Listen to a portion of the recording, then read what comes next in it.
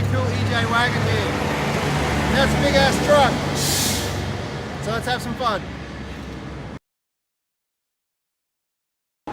Hey guys, check her out. We're just fitting off the EJ wagon right now.